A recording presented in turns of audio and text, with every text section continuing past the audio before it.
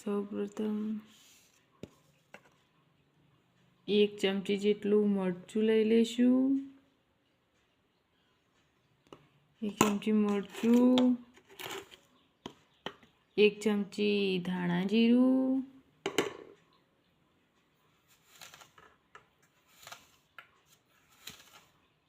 પછી અડધી ચમચી મીઠું,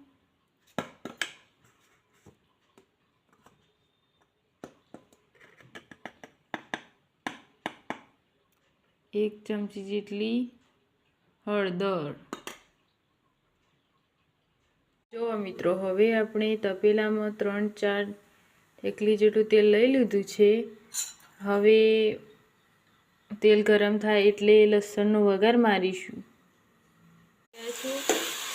હવે મિત્રો આપણે શાક પ્રમાણે પાણી રેડીશું અંદર, જેથી આપણું મીડિયમ વેરવા એટલે આપણું શાક સરખી રીતે ચડી જાય। હવે આપણે 10-15 મિનિટ સુધી રહેવા દઈશું। આમ દેખો ગાઈસ, જો આપણું શાક તૈયાર થઈ ગયું છે।